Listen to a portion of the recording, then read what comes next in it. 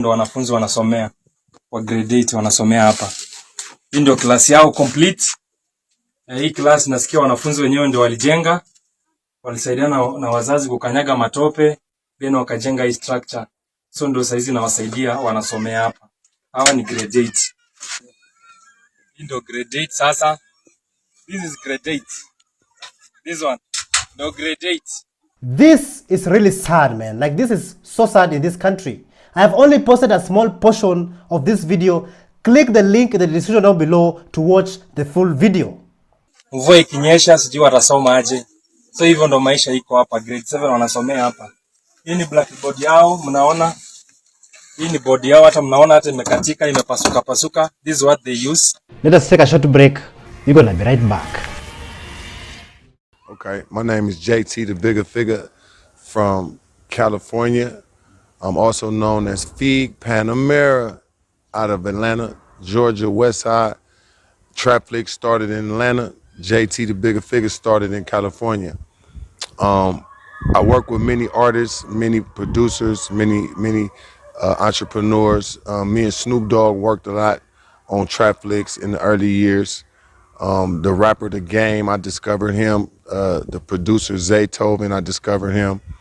I taught Master P the independent marketing blueprint that he used at Priority Records. I also did Kevin Gates' first digital distribution. I did Future, Young Thug, Migos, put them in their first movie called The Independent Game. You can find it on YouTube. And man, I got many accomplishments from the past, but my biggest and newest accomplishment is coming to Africa and to rebrand myself over a continent now, where my people come from.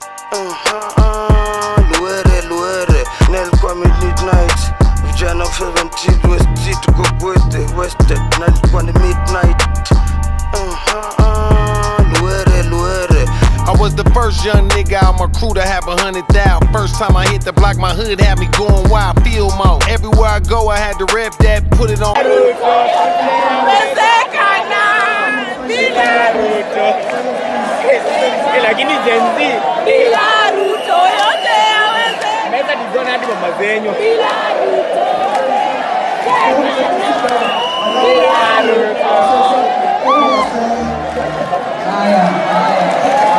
This man is awesome. Oh my god. Let's welcome Broski Alvis Deli. Water is life, they said. Let us go all the way to Migori County, where this water project was never finished. And I'm just wondering, where do the locals get and fetch their water? Take a look.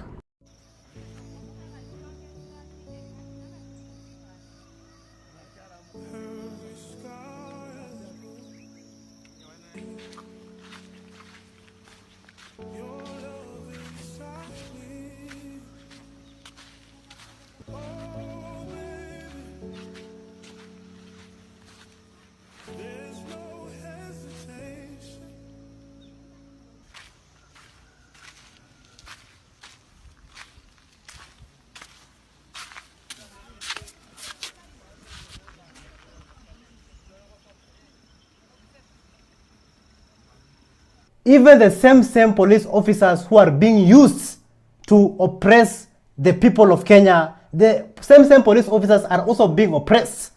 Take a look at this police station. Like, if you're a police officer watching this video, tell me in the comments down below what you think about this. Hi, habari watu ya Gilgil. In the morning, I wrote about this police station. This police station, hii ni kazi imefanyiwa hapa na ni kazi ambayo imekuwa substandard. We complained about it in the morning, na saa hii tumekuja kuangalia progress. Tunakuta huyo mkora ambaye alijenga hii asha tuma fundi hapa kwa ground. This is what I was talking about.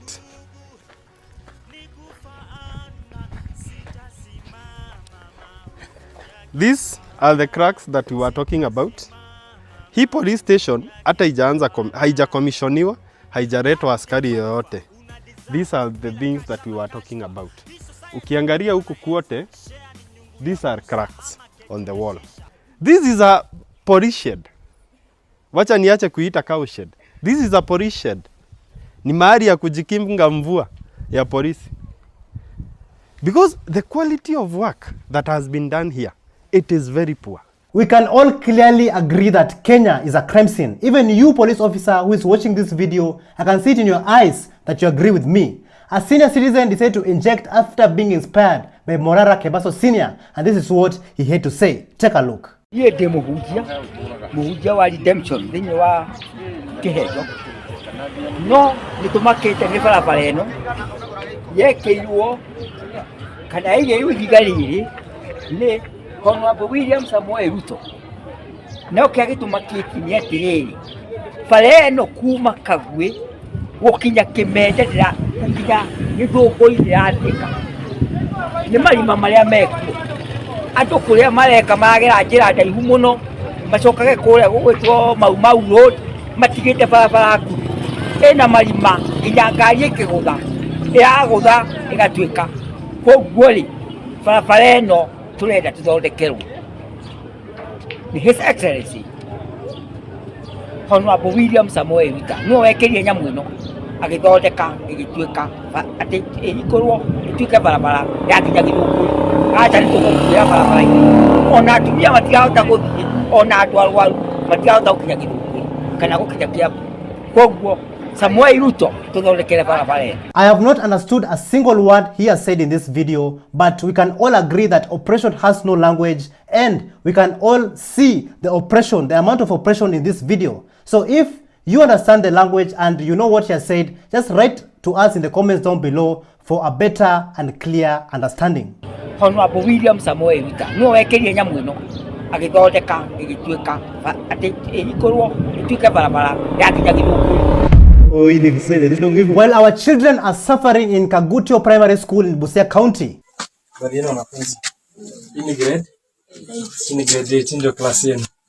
take a look at this video of how other children from different countries are being educated.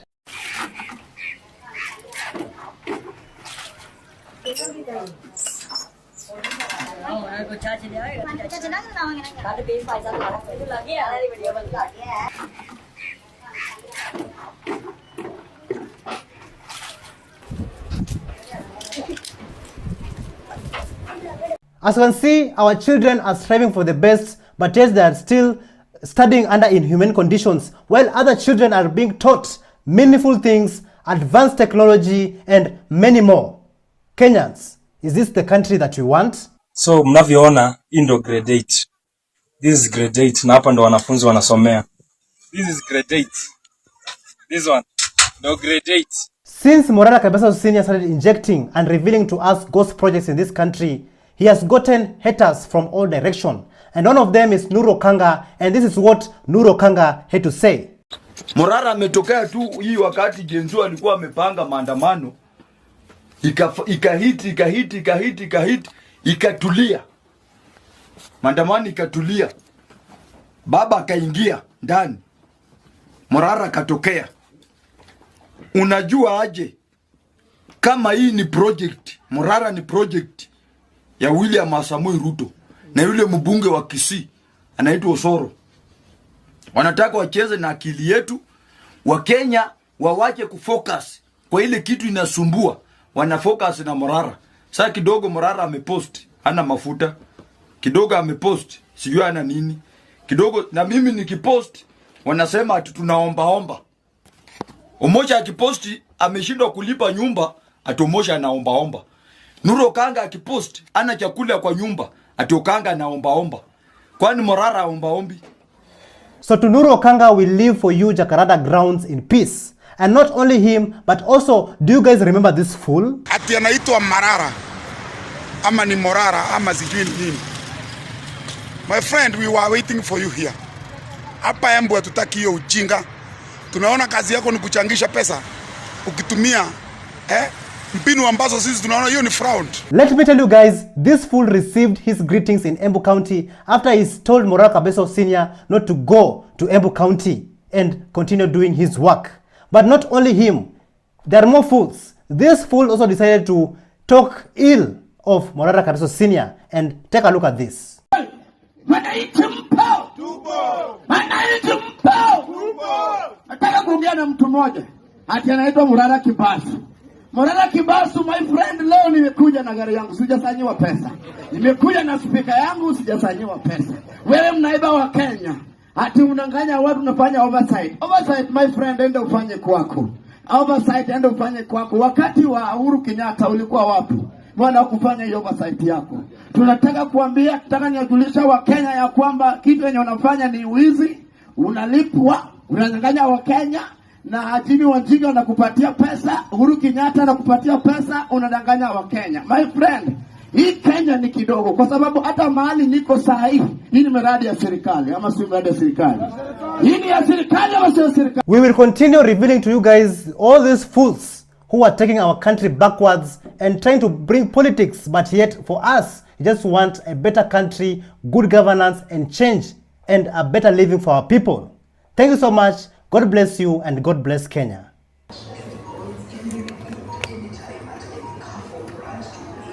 Guys, this is Kafo, and the packaging of this Mumias sugar was done in 2021. Is it even logical? Is this really Mumias sugar? We need to reject this nonsense. Thank you so much for joining us on today's show. I'm your host, Elvis Derry. See you in the next one. Bye bye.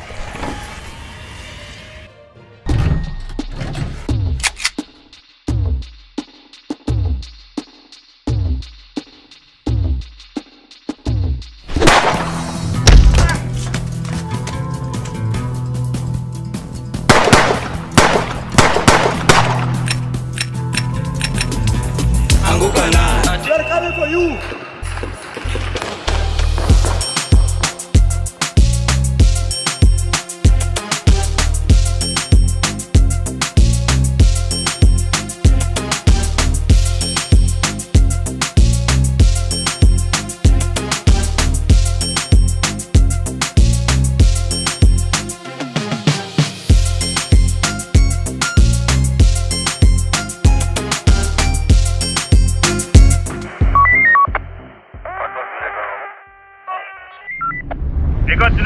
Oh, he didn't say that. They don't give Elvis Derry.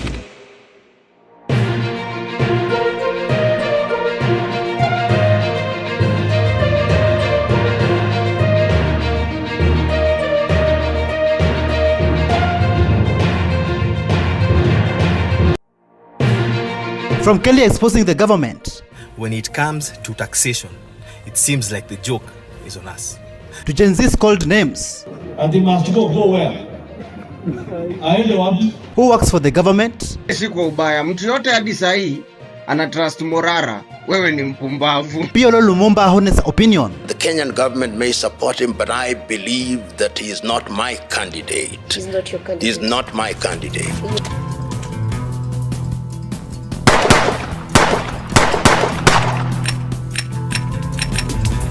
Anguka na. They're coming for you.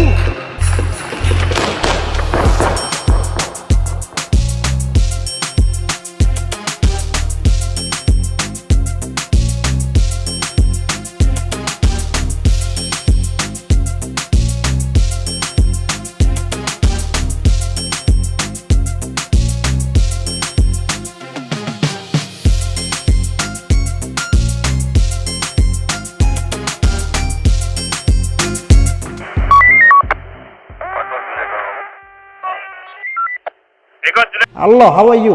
Welcome back to ShowNewTrend. I'm Mr. Today and my name is Elvis Derry. Sometimes even fools can get power. A member of parliament by the name of Julius Kamket, he went on to rant and disrespect the Gen Zs, calling the Gen Zs names. Like he was trying so hard to be a comedian. But let me tell you, nothing that was coming from his mouth was funny to the Gen Z. Tufunge internet. Hapana, wacha hao watu ambao kazi yao ni kuhangaika kwa kitanda because they are lazy bones.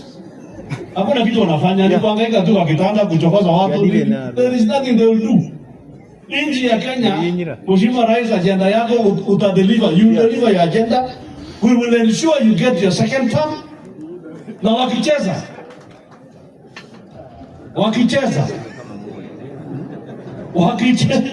watu tunaweza amua uendelee kidogo hivi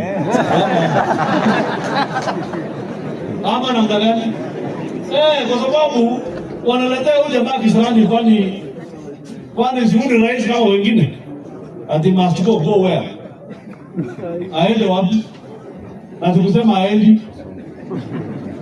Na tukusema aendi hata akimaliza hiyo wengine watadu.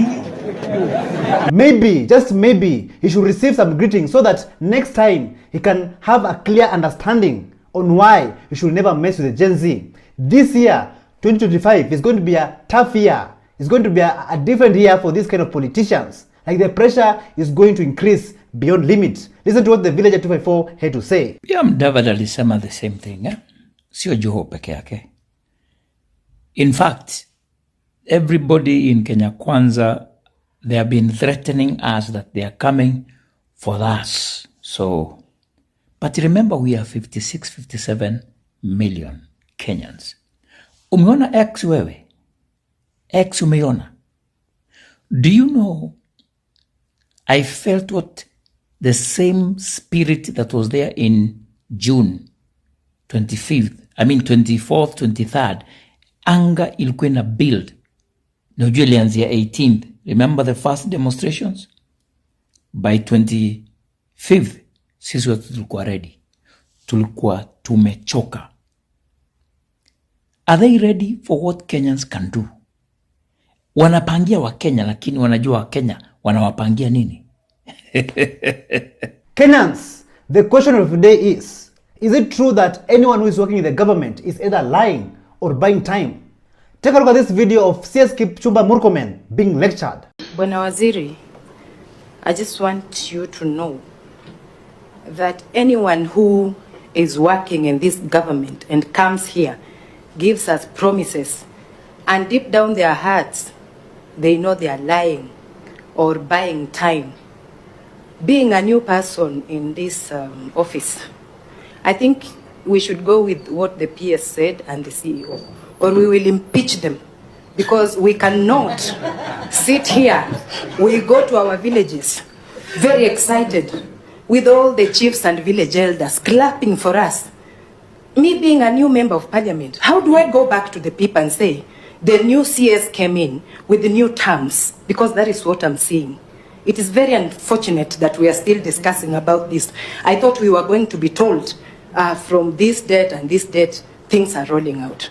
Not cancellations, postponement, new discussions. It's sitting bad. Even as you sit there, I was telling my colleague, the CS is talking too much. Because already I'm seeing it is not progressive. We are now on pause. And yet we had kid play. We were so excited, all of us here. So I don't know what exactly you've been saying. Maybe I'm not understanding because I just blocked. From listening, I blocked my mind. Can somebody talk a language I understand here? Mambo iko karibu kuharibika hapa. Currently, we all know that the former Prime Minister of Kenya, Raila Amolo Odinga, is campaigning for the African Union Commission seat. But Pierre Lumumba had a different view on this. He came out and said that at the age of 80, Raila Amolo Odinga should be writing memoirs, not competing for a secretariat office. He went on and said that his manner of campaigning is inconsistent with the African Union Commission spirit, and he does not consider him as a candidate. Listen to this. First of all, I use the word statesman very differently. I don't support Mr. Odinga's bid for a number of reasons, and I've already stated that in different fora. Number one, because his bid is an attempt to use the AU position to exile him from local politics so that this administration may get the support of his constituency. That is not a reason why you give somebody a seat that requires young and vibrant individuals. Mr. Odinga is going to be 80 in the month of January. Really, at age 80, one should be writing his memoirs, not competing with younger people for holding an office, which is a secretariat's office. So, and even the manner and style in which she has campaigned is inconsistent with what the spirit of the AU is. There have been people who have held that office, they did not campaign in that manner. President Connery did not campaign in that manner. He was the first. Jean Ping of Gabon did not campaign in the manner that he is. Nkosazana and Lamini Zuma did not campaign in that manner. Mohamed Faki did not campaign in that manner. My own view is that Kenyans and other the Kenyan government may support him, but I believe that he is not my candidate. He's not your candidate. He's not my candidate. So Kenyans and fellow Gen Zs, do you think that Raila Amolo Odinga will get the African Union Commission seat? Listen to this. Raila will not get the AUC position. Why? But William Ruto will say, oh, you know, simuliona mimi nilijaribu. And let me tell you, I'm making a political prophecy, and I hope you can invite me when the election is done. It won't happen. Baba ataoshwa. In fact, as they say, as he say in the Luo, they will nango Baba. Okay, Bomet residents, they decided to inject after they walked out on President Ruto while he was addressing the nation. Like Kenyans, Gen Zs, is the pressure increasing or decreasing? Take a look. Na niko na Davis Chirchir ambaye ni waziri wangu wa mambo ya barabara. Na huyu waziri mumenipatia ni mtu wako na mpango mzuri sana. Ananisaidia kupanga hiyo kazi. Kwa hivyo mimi nataka niseme watu wako noin.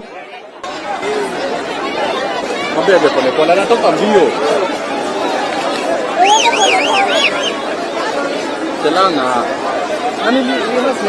Still in Bomet, sources claim that Farouk Kibet slapped a member of parliament by the name of Vincent Mandazi.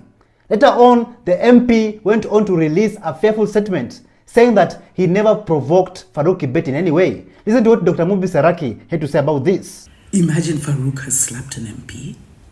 As in, okay, at first the story came out that Farouk's aides had slapped this MP for trying to sit on his seat.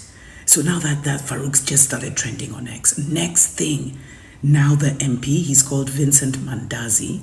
I think he's the MP of Chemalango or something like that. He released a statement and he sounds so afraid, guys. He's like, yo, me, I was just minding my business. Or it's like his office that has released it. So they were like, MP Mandazi was just minding his business and he received a hot slap, literally, from Farouk, but he didn't provoke him in any way. He didn't antagonize him in any way. It's like he's now like fighting for his life or something. He's just trying to tell guys like me, I had nothing wrong. Yo, this guy's out of control.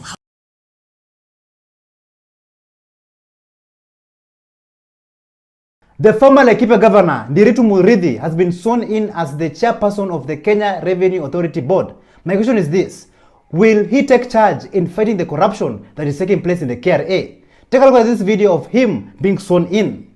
I, Ndiritu Muridhi, having been appointed the chairperson of the Kenya Revenue Authority Board of Directors, do swear that I will be true and faithful to the best of my ability and power in the execution of the trust committed to my charge and the inspection of the service of the Kenya Revenue Authority Board of Directors, and that I shall not acquire, take or receive any fee, gratuity, or reward, whether pecuniary or in any sort, or of any sort, or description whatsoever.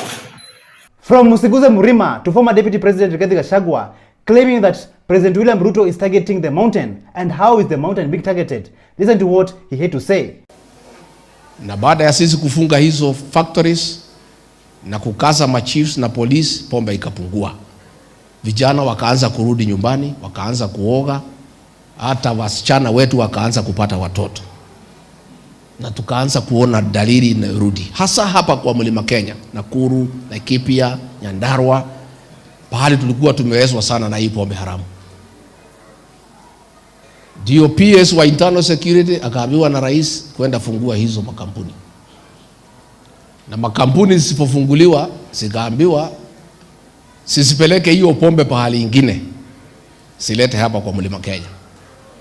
Na ndio mimi nikakuwa na shida sana na rais, na nikamwambia tukiwa Nyandarua, nikamwambia unakosea watu wa Kenya, hawa watoto wetu kufungulia hao pombe iwaue ni makosa. Hiyo pombe ilifunguliwa hizo companies mpaka wa leo. Haiuzwi Rift Valley, haiuzwi anywhere else. pombe ile yote sumu inaletwa katika mlima. Jana pale Bahati hapa Nakuru kumekufa watu 3. Simuliona kwa TV jana? Tangu wanitoe kwa kiti, ile pombe yote mbaya ya kuua watu, rais aliagiza iletwe hapa kwa mlima, ndio imalize vijana wetu. As you have heard the former Deputy President Rigathi Gachagua, in Bahati constituency, in the home of one of the victims who passed away after consuming methanol from a small-scale industry, grief filled the air in that home because this tragedy has claimed the lives of 3 young men. And let me tell you, Kenyans, those who survived after consuming this illicit nonsense, some of them are still intoxicated. Just take a look. Wanya, tafadhali mlembo.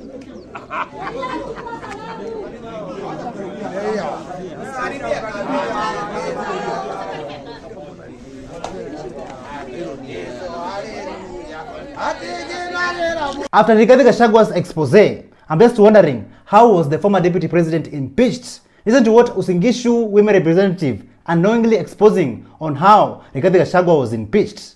You know, I'm one of these people. I'm told to speak briefly, I speak briefly. Your Excellency, I'm your loyal foot soldier. When you tell me speak briefly, I speak briefly.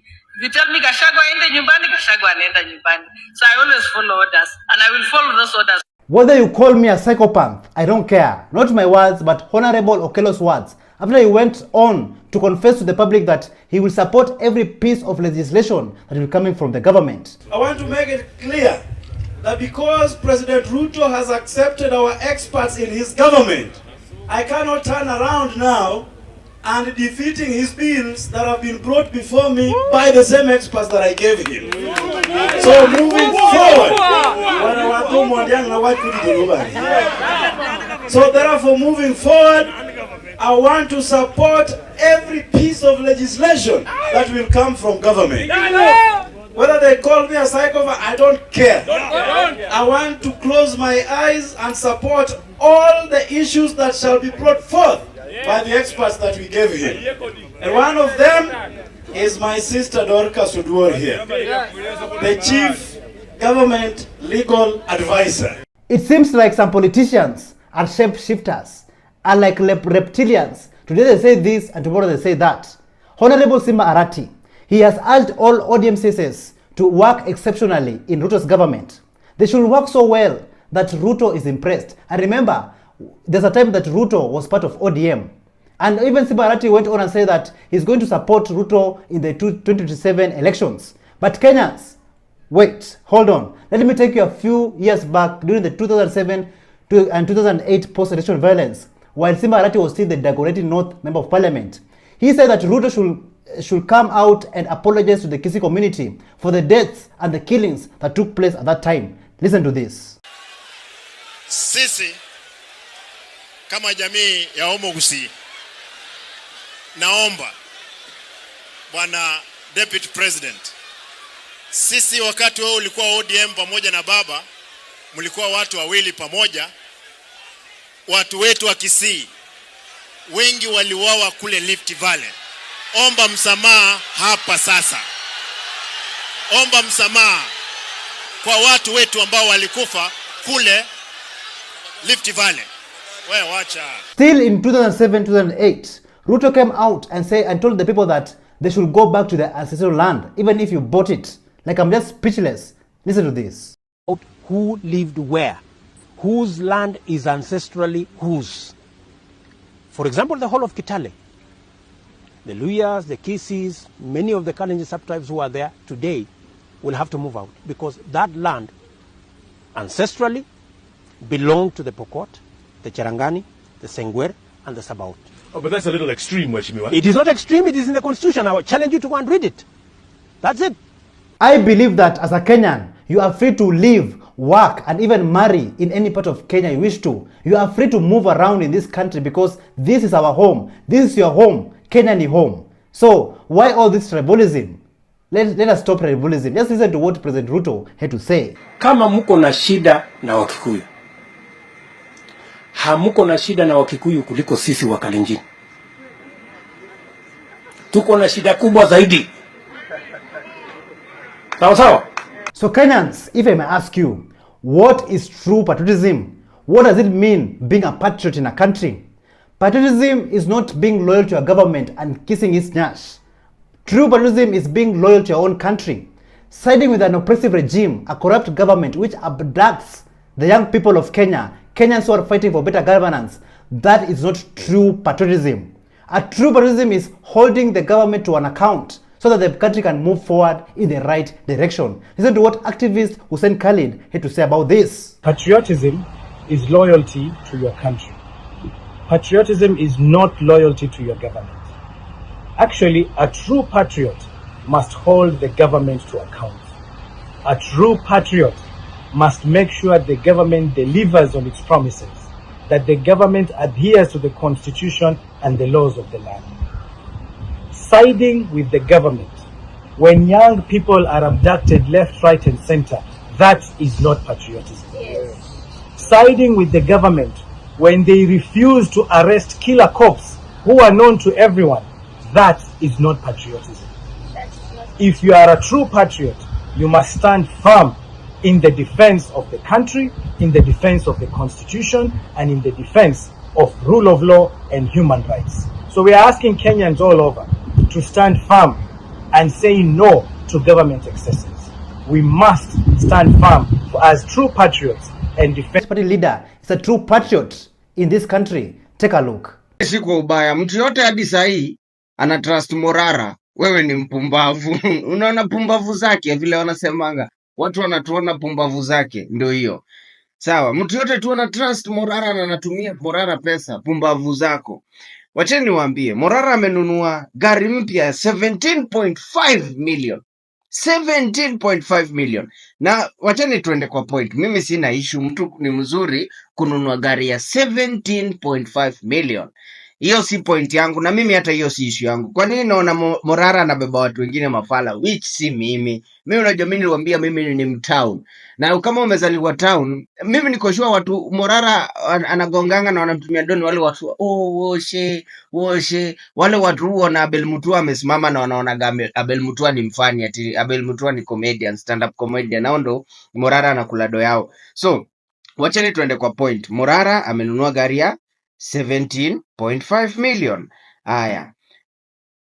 Kitu inanishangaza na Morara ni kwa Twitter ya Morara amepin, ukienda sasa kwa Twitter yake amepin, I am requesting for your support to fuel. I am requesting your support for fuel.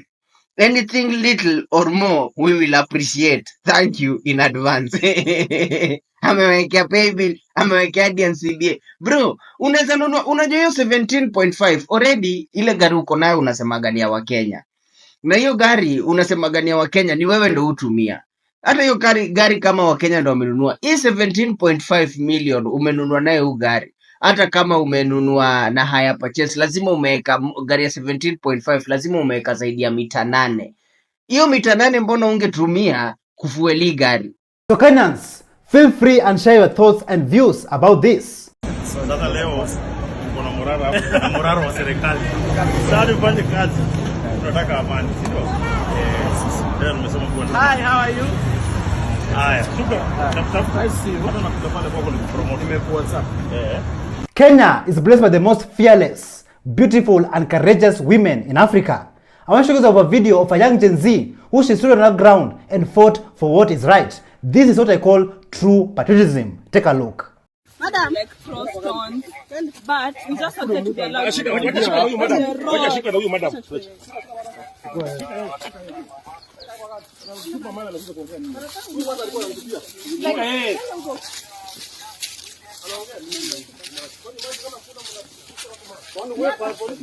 Recently, we saw that new CSS have been appointed. Apostle Michael, he came out and warned the new Kenya Kwanza CSS, saying that they will be used as perfume in a house full of carcasses. Listen to this. I saw Ruto shuffling his cabinet again. I've said though, and I'll continue to say, all of it useless. Kuna kitu hapo. I want to talk to the people that were appointed. William Kabogo, Lee Kinyanjui, Mutahi Kagwe, and Muridhiga, and Kempi Gutura. These are honorable men from the mountain. Honorable men. I want to advise you as a prophet to the nations. Don't take those positions. Ruto wants to use you as a perfume in a house which is full of rotten carcasses. No amount of perfume can cleanse a house which is full with rotten carcasses. Very soon, you'll be rendered irrelevant and he's going to look for more others to use. But as it goes, politics is a game of flies and dead meat. Where there is dead meat, flies will fly there. Don't be flies. If you like, you can fly. But Apostle Michael have spoken. Dear Kenyans, jokes on you. Jokes on you when it comes to taxation. The Gen Z went to protest against the Finance Bill 2024, which later on it got rejected. The President of Kenya complied with the Gen Z's demands. But today I want to show you guys a video of Kelly exposing the government reintroducing the taxes that were rejected on June 26th. Because look at this conmanship. The taxes we rejected under the Finance Bill 2024 have quietly been reintroduced through the Tax Laws and Procedure Act of 11th December 2024. Imagine, and here's the story. On June 26th, after weeks of peaceful protests, President Ruto surrendered to our demands and withdrew the Finance Bill 2024 in totality. But fast forward to 27th December. Today, what do we see? The same tax proposals that took us to the streets have been repackaged and are now in effect. Here's what to expect, to mention but a few by the way. 1. An increase in the price of sanitary pads as imported raw materials are now taxed. 2. Increased prices for consumer goods thanks to the increase in the railway development levy. And finally, an increase in the cost of internet access services thanks to the introduction of the significant economic presence tax and the increase in digital service excise duty. Remember how alisema utapata free bundles? By the way, it's clear that this government is operating on the principle of kinimacho, saying one thing and doing the total opposite. But if they think we're not paying attention, they're very wrong. Because we can at any moment from today remind them that the voice of the people shall never be ignored. Because manze, this government lacks honesty, lacks accountability, and lacks transparency. So if this does not increase your pressure to take action, then I don't know what can increase your pressure. Kenyans, should the pressure increase or decrease? Take a look. Kama kuna nchi inaweza sikia kuchukua William Ruto, wanaweza mchukua kwa sababu sisi wananchi, we don't need him. Ametuchosha, ama nyinyi mjachoka? Mjachoka na Ruto? Ule mtu anataka kuchukua William Ruto, you can take him for free, take Wetangula for free, take Mudavadi for free. Tunawapea hizo takataka zote. Waende waongoze if they are good to you. So hustlers, how you day? Many of you I know right now are enjoying luxurious and lavish lives. Like right now, many of you are just chopping money. You dey chop money. Currently, if you are a hustler, like how is the economy? This is how they will reply. I want to assure you people and assure the country, the economy is now on. Amazing, amazing. Like I just want to take this opportunity to congratulate all the hustlers out there. Like people are doing great. I know the economy is booming, right? Listen to what Gadonio Muchomba, a member of parliament, had to say about hustlers. Hi guys. Leo nimebadilisha kakofia, nimevalia haka kameandiko wa Muchomba Hustler Queen. Kwa sababu ma hustlers wamecelebrate sana, hata hatujalala. Wamecelebrate sana kwa sababu mahasla wenzao walipewa nafsi ya kuingia katika serikali wawe mawaziri. Na unajua imekuwa mtindo, hii serikali ni ya hustlers. Na ilivotiwa na mahasla na narrative ilikuwa hustler aingie kwa serikali. Na imekuwa serikali ya kusikiza mahasla kabisa, inasikiza kabisa. Hasra akisema mama boga ameachwa nje, mama boga anaappointiwa, anawekwa kama minister. Tulikataa finance bill, tukasema ilikuwa inatufinyiria sisi mahaslas. Mahasla tukachukuliwa wengi, tukawekwa kwa serikali, tukakuwa ministers. Tumeteta juzi, tumesema chief na SHA haifanyi kazi vizuri, mahasla ndio hao wameappointiwa, sasa wameingia kwa serikali. Hata tukiendelea kuteta hivyo, tunateta maneno ya vaccination ya ng'ombe. Imagine mahasla watapewa serikali, watakuwa ni mawaziri, ma-PS. Kwa hivyo tuendelee tu kuteta, tuendelee tu kufinya, kwa sababu mahaslas sasa wameingia kwa serikali, na hii serikali ya Kenya Kwanza ni serikali ya mahasla kweli. Hasra tawara! Hasra tawara! Hasra! Pack your bags and let us go all the way to Kisumu County, where an incoming Kisumu County Governor by the name of Ruth Odinga is giving Kenyans sleepless nights.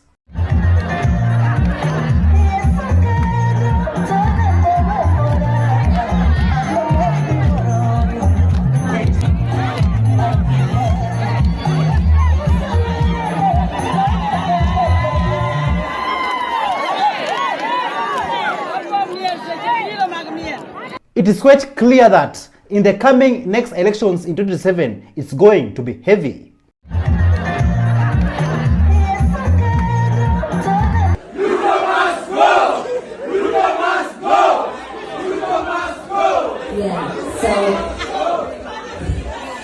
So I want to dedicate a song to all the lives that we lost.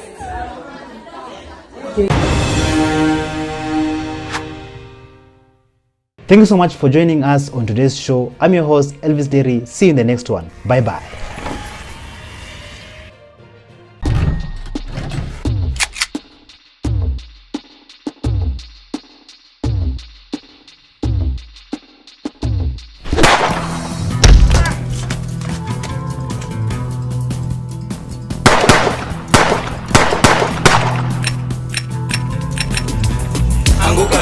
They're coming for you.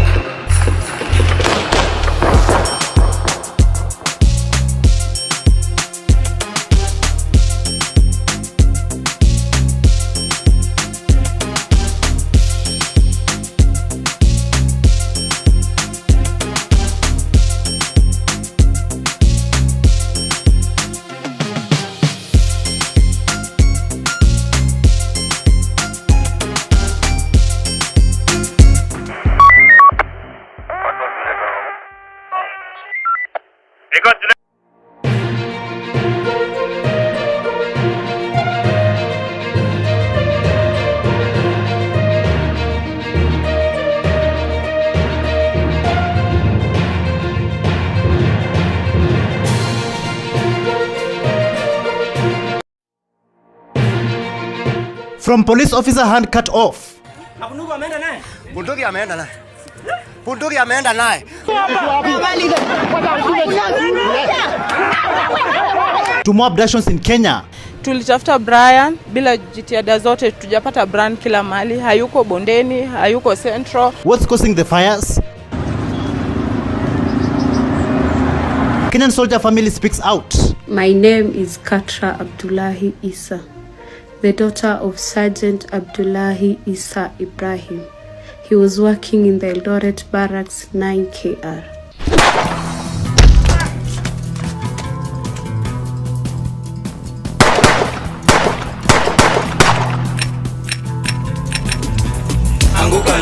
They're coming for you.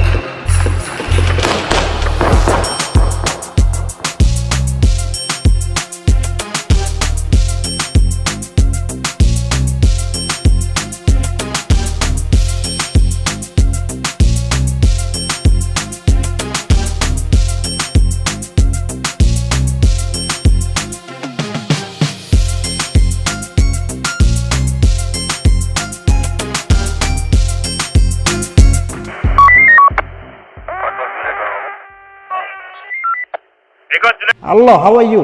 Welcome back to ShowNewTrend. I'm host of today and my name is Elvis Derry. Traffic along Mahimayu Narok Road came to a halt at Duka Moja after the herders blocked road in protests. The demonstration stemmed from an incident where the livestock, 40 sheep, they were killed by a speeding Toyota Prado, and the motorists were advised to seek alternative routes. Let's take a look. But it's not worth the risk. You can't go risky. Hata kama ni kulala afadhali ulale, lakini usirisk maisha. Tunataka tumshukuru.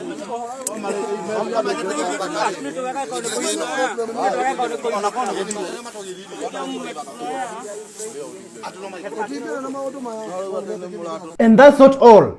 That is just the tip of the iceberg. As time went by, things got more serious, more deadly, more dangerous, where the protesters and the police clashed, even to the point where one police officer lost his arm together with his gun. Just take a look.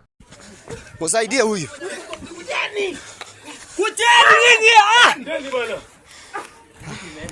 Bunduki imeenda. Nani niona tu? Bunduki ameenda naye. Bunduki ameenda naye. Bunduki ameenda naye. Huyu jamaa angetoka kwenda pande ile. Huyu angetoka. Kagile tulia. Wewe tulia wewe. Oi. Usiajilie mtu. Huyu jamaa ingizwa gani?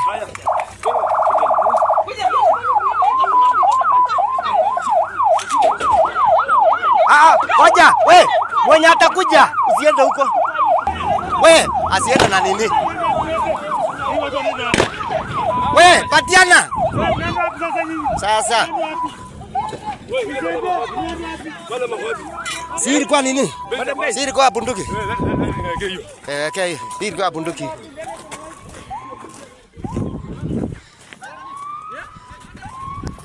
This reminds me of one police officer who lost his arm during the Gen Z protests. There was some resistance. That pin, there was some problem with removing the pin.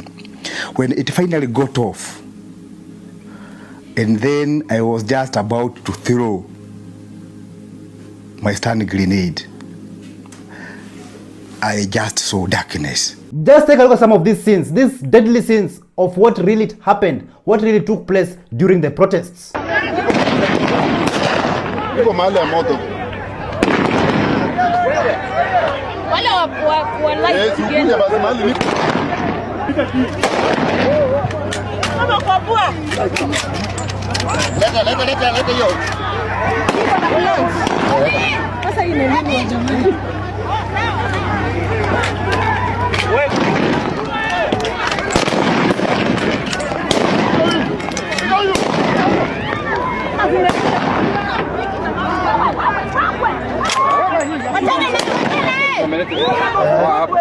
Chukua kondoo jana. Sinichukue hiyo kitu.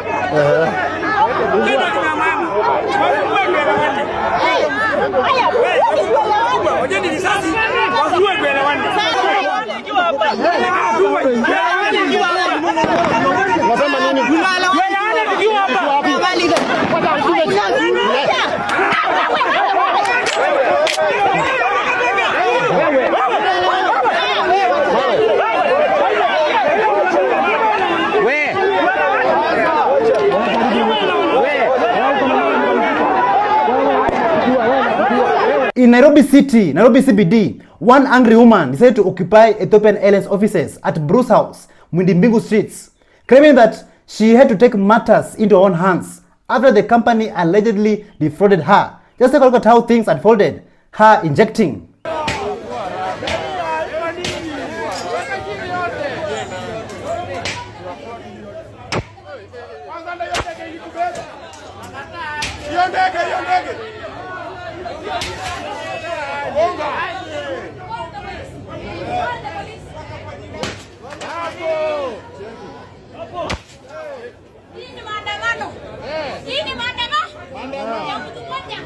Mtu moja.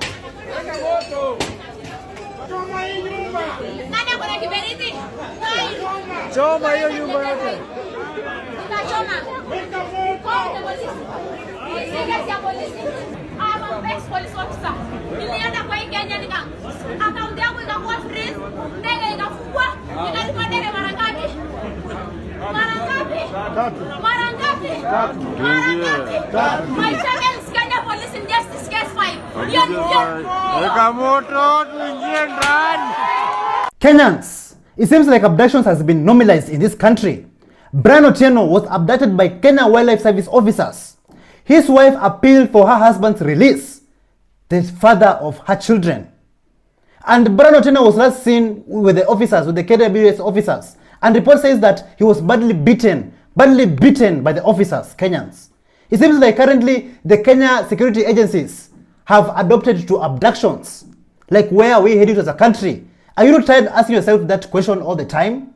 Just listen to what his wife had to say. Naitwa Alvia huko Okelo, mimi ndo mke wake Brian. Tulikuwa tuna Brian asubuhi vizuri na tulikuwa tunapiga stories za kawaida. Baka nikamwambia mimi nimechelewa kazi, awache niende kazi. Tukaachana na akaniambia anaenda kazi. Kufika saa 4 nikapigiwa simu, Brian ameonekana amechukuliwa na watu wa KWS na hivyo ndo ameenda. So sisi kwa akili yetu tulikuwa tumekaa tukajiambia atapelekwa Bondeni police station kama kawaida. Tulitafuta Brian bila jitihada zote, tujapata Brian kila mahali. Hayuko Bondeni, hayuko Central, hayuko police post zozote, hayuko mortuary, hayuko medical, yani Brian hayuko. Tujui sasa walimpeleka wapi. Now the last people walichukua Brian, walionekana wakichukua Brian ni Game Rangers. Ombi langu kwa wale wanichukua, mimi naweza tu waambia wanipatie baba wa watoto wangu. Jota watoto nyumbani wananiuliza kama kuna mwenye aliniuliza leo akitoka shule nitapata dad, mom. Na Baraka aliniambia niende nimtafutie dad yake. And they are young soul. First born wangu iko 6 years. Wapili iko 2 years 5 months. Despite searching in hospitals, police stations, and even morgues, Brian Otieno is still missing, leaving his family and many Kenyans puzzled. The question remains, where is Brian Otieno and those who are responsible for his disappearance? What kind of action should be taken? Behind this particular disappearance, there are witnesses, there are people who are there when they took him, there are people who saw him after being beaten up, and we are wondering why they had to do what they have done up to this point in time. So we are demanding the immediate release of Brian from the KWS officers. We know that they know where he is. It is very unfortunate when the family went to look for him first at the KWS office. The information we have is that they were told to wait for 48 hours, the body will rise up in the lake. This is a clear indication that they have done something bad, and possibly they've dumped the body in the lake. We hope that this is just a mere rumor, that this is just speculation, and that we will find Brian. We are also demanding that the KWS Rangers involved be arrested forthwith. They are known, people saw who they were. The authorities at KWS have all the information on who they are. So we don't understand why they are walking scot-free up to this moment. Currently, it seems like Kenyans are tired, Kenyans are frustrated, and Kenyans are desperate to seek for justice and a better future for the country, for the motherland. One female activist, she staged a lone protest, a silent protest against the judiciary and the injustices in our system. Let's take a look at this video of how she occupied and injected. Mambo ni live kabisa Nairobi, Kenya. Hapa ni Kenya National Archives na tuko na mrembo hapa ambaye anajiita Lady Justice. Lady Justice. Ukiangalia ni kwamba she is demonstrating something. Ukiangalia upande ule tuko na pesa na hapa tuko na naitwaje? So inamaanisha for you to get justice lazima ukuwe na nini? Lazima ukuwe na pesa, au sio?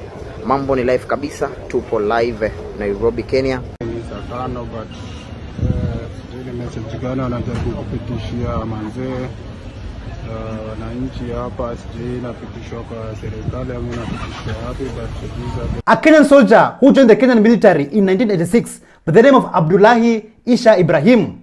He went to Somalia in 2016 to fight against the Al-Shabaab terrorist group, but unfortunately he was captured by the militant group Al-Shabaab and he was held hostage for 8 good years, Kenyans, for 8 good years. But before we continue, just listen to his side of the story. Mimi kwa majina naitwa Abdullahi Isha Ibrahim kutoka Kenya. Nimesaliwa katika kaunti ya Wajir 1963. Niko na miaka 61 ya kusaliwa. Mimi ni mfungo wa kivita. Niko mkononi mwa Al-Shabaab kwa zaidi ya miaka 8 sasa. Mimi ni mwanajeshi wa Kenya. Nilijiunga na jeshi ya Kenya 1986 na nimetoka kikosi cha 9.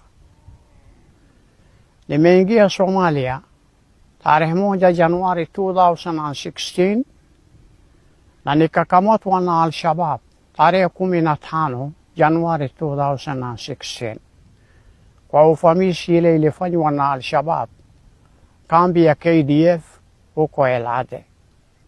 Baada ya hayo kutendeka, tulikuwa tunatarajia kwamba serikali ya Kenya na wananchi wa Kenya watajitokeza kutushughulikia ili kuturudisha nyumbani tuungane na jamii zetu.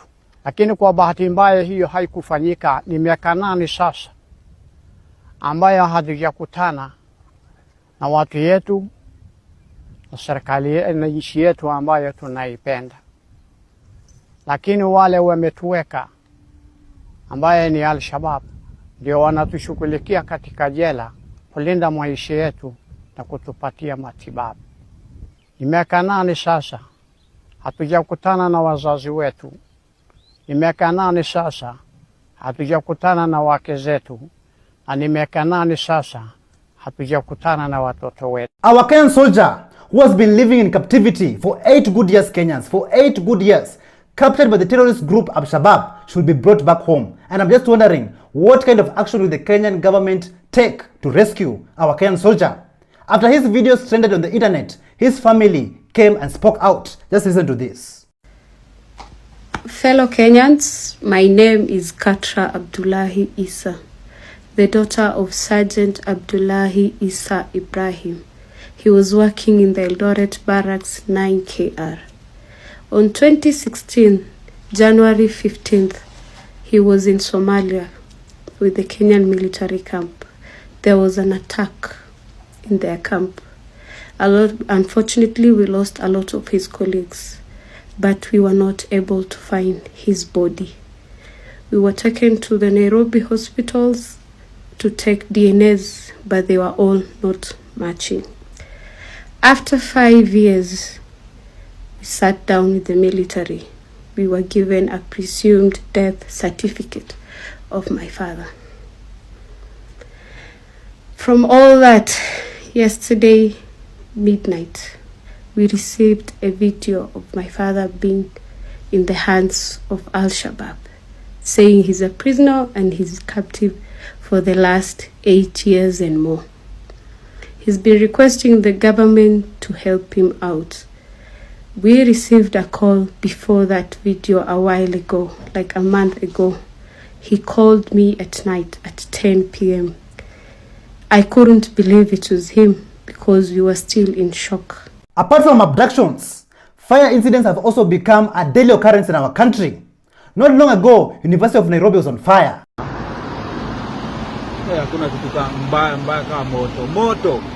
And now, just recently, Moi Girls High School was on fire after a multi-story building was up in flames. But thankfully, all students were evacuated safely and sound. The Kenya Red Cross confirmed that the fire started late in the evening, and rescue teams arrived quickly at the scene to contain the inferno. Just take a look.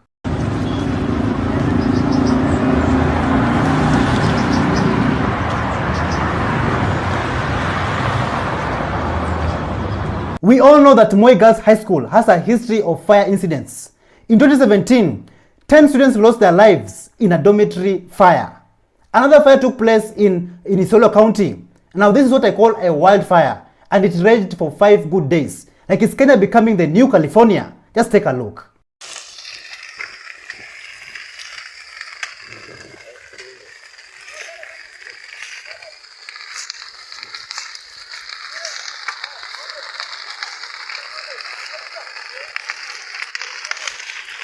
And that's not all Kenyans. Another fire incident took place at the Mumias Sugar Farm, just moments after President Ruto's visit and his speech. The president promised the people of Kenya that he will not only revive Mumias Sugar, but also empower the people. And I'm just wondering, was the fire part of empowerment? Mr. President, please tell us in the comments down below. So, hii president amekuwa tu hapa a few hours ago. Prezo amekuwa hapa Mumias Sugar. Na ni kama amepigia wakulima stories za jaba juu hakuna mkulima anaweza ataka achome miwa yake. Unaona miwa ndio inaungua. Na presa amekuwa tu hata ajenda mbali. Amekuwa tu hapa saa hii mamako. Amekuwa tu hapa saa hii ndawa zima moto. Sasa hapa ni 8 feet penye president ametoka tu saa hii. Ya hata hajafika mbali, hata ndege hajatua chini. Maji ndio hata hakuna mtu akona haraka nayo. Watu wa maji, watu wa kuzima maji walikuja, pipe zao zikawapo, hata wana haraka, wanasema hizo vitu ziungwe tu kabisa. Governor George Natembeya decided to do the Lord's work after he cleared 2.8 million shillings school fees arrears for Mungano secondary school students in Kiminini sub-county. This school had the highest number of grade E in the county, but Governor George Natembeya has promised to mentor them to score better grades in the coming future exams. Let's listen to what the governor had to say. Sasa mimi what I'm going to do is this. Nimeambia mwalimu mambo kuongeza fees ile 10 na ngapi hiyo tunataka. Maana ile pesa ambayo wazazi wanalipa majorly goes just to for lunch. Pekee sio mambo mengi, lunch tu. Mimi wakati nilikuwa primary lunch yangu haikuwa ilikuwa tu shilingi moja ya kukula miwa. Mnataka lunch ya kula, mnataka kula. Sasa mwalimu, sisi tumekubaliana. Hiyo weka shilingi 5,000. Ndio? And I'm going to pay fees ya watoto wote wa shule.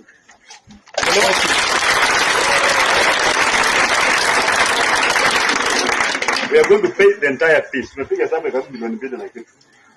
2.7 million. I'm going to pay that money.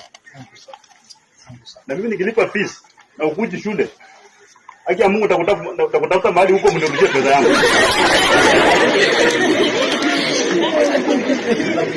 Umeelewana?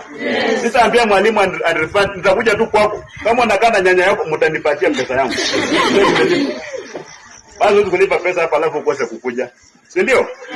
Ili sasa mwaka ukikwisha mimi nataka nikuje hapa nione matokeo na kana namna gani. Hapa nini nasikia? Si ndio? Tuondoe mambo ya hiyo tutoke. Comrades, do you remember that day where patients together with their infants they stormed Afya House when CS Deborah Baraza was having a media briefing and the patients were protesting against the SHIF system glitches? We are outside there waiting the gate. We are at the gate waiting. 20 patients. We have walked all the way from Kenyatta Hospital, coming here for treatment. From last week, Wednesday, the systems are not working. Hundreds of patients were stranded at Kenyatta National Hospital, even some of them having a mental breakdown because the systems are not working and they cannot access medical care. Like, what a sad state of affair.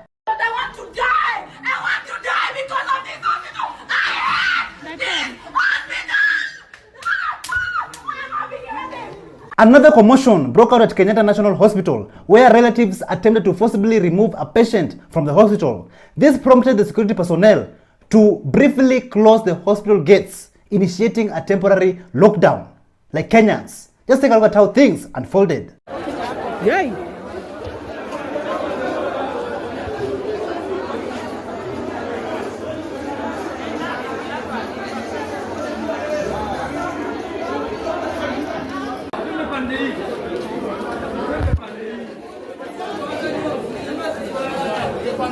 Despite all these incidents of SHIF and SHA system glitches, to the point where even patients are having mental breakdowns, this is the only thing that President William Ruto had to say. Hata wengine ambao mnasikia wanalalamika hapa mambo ya SHA ni kwa sababu leo wanalipa zaidi kuliko vile walikuwa wanalipa. Sasa badala ya kujitetea kusema mimi sitaki kulipa ile mimi nalipa, anaanza kusema raia wamekataa. Raia ulikutana nao wapi wakakataa? Kwanza raia hawa wengi hawana payslip. Nyinyi mko na payslip? Mko na payslip ya kulipa? Si dunia yote hii watu wenye watu wangapi hapa wako na kazi ya kulipwa payslip? Sasa wewe unatetea nani hapa? Wewe unajitetea mwenyewe, wacha kusumbua raia. Sikizeni wangwana, watu ya Kakamega. Sawa sawa. Mumias East Constituency Member of Parliament Peter Salasia, he decided to inject, advising President William Ruto on how to tackle this SHIF and SHA nonsense. Just listen to what Peter Salasia had to say. Mimi nataka Bwana Rais unichukue mimi, nikuwe personal advisor wako, unilipe.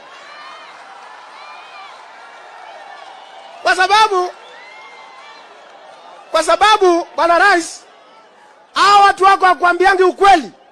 Wanakwambia SHA inafanya kazi na haifanyi kazi. Wanakwambia new model inafanya kazi na haifanyi kazi. Bwana Rais, mimi nataka nikuambia kwamba wewe ni mtu ambaye uko na moyo wa kusaidia nchi ya Kenya. Lakini kuna makatels matapeli wako katika serikali yako ambao hawataki ujue ukweli wa maneno. Mimi najua you are a God sent leader who was sent to come and save this nation. But kuna watu ambao wako hapa katikati wanataka kukutumia wewe vibaya ili ya kwamba nchi yetu isonge mbele. Mimi nataka wakati unaingia katika ile kura ambayo nataka kura za civil servant, Bwana Rais, nataka usilete karibu. Kwa sababu hao wakora wamekudanganya ukafinya payslip ya Mkenya. And that's why you see Kenyans are bitter with you, Mheshimiwa Rais. Mimi nataka Rais. To be honest, with all these frustrations, pain and suffering that the Kenyan people are facing today, this is the only thing I can tell my people. This is what I urge Kenyans. Kenyans, I want you to know one thing. This one thing you must know. God will not choose your president for you. God has never chosen a president for Kenya. Every time you've been told God chose a president, later you cried. It is this very unscrupulous leaders, useless leaders, wicked leaders who pay prophets. They buy prophets to prophesy they are from God, yet they are not from God. If they were from God, why do you cry after they assume office? God will not choose your president for you. Rise up and choose your president. You are first a Kenyan. The politicians have made you believe that you are first a Luo before you are a Kenyan. You are first a Kalenjin before you are a Kenyan. You are first a Kikuyu before you are a Kenyan. Kenyans can change it. You are first a Kenyan before you are a Luo. You are first a Kenyan before you are a Kikuyu. You are first a Kenyan before you are a Kalenjin. You are first a Kenyan before you are a Kamba. Please don't see yourself with your tribe. Identify with your country and help heaven take these evil politicians from the leadership of this nation. May God bless Kenya. May God bless Kenyans. Truly Kenyans, God will not choose a president for us, but it is upon Kenyans, it's upon you and I to make the right decision, to vote for the right leaders, not because of tribe, not because of religion, but because of good governance, better and reasonable policies. Where some pastors decide to make sense and enlighten the congregations, some other pastors somewhere else decided to use their brains, their heads as facilities to store shit. Like one pastor, he was given a chance to talk, but he sounded more like an ass kisser. Just listen to this. And as clergy, Mheshimiwa Rais, nataka kusema ya kwamba even we have misbehaved. Wezi kutolea sadaka sisi tukakurudishia. Jaribu unipatie sahi kama nitakurudishia.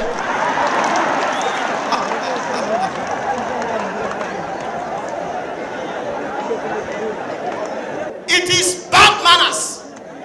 Ni tabia mbaya kuaibisha kiongozi wa nchi. Na mimi nikiwa hapa kama askofu, afadhali mkubwa wangu anidunishe, lakini siwezi kuaibisha serikali yangu kwa sababu hii serikali imechaguliwa na Mungu. People are contradicting things, Mheshimiwa Rais. Na tungependa kwenda huko. Nataka kusema ya kwamba serikali hii kama imechaguliwa na Mungu, lazima tumpe Mungu nafasi, and let us not use the hindrance, the hardship ambazo ziko mbele yako kama ndio kisingizio ama kikwazo ya kukuchukia wewe, na kama wamekuchukia wewe siwapende pesa. Kila kitu inaendelea, alafu washenzi wengine wanasema ati Kasongo Ruto must go. Nina zenu hao ambao wanasema hivyo. Mbona ukatuita kumina? Mbona ukatuita kumina? Sisi ni kumanina.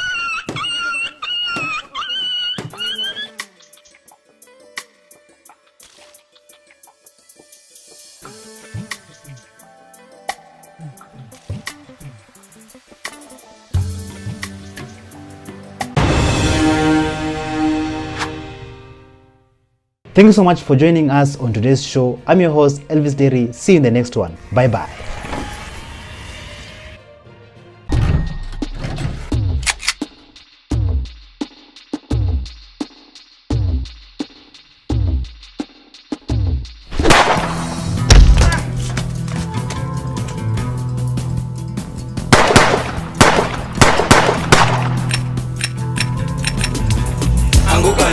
They're coming for you.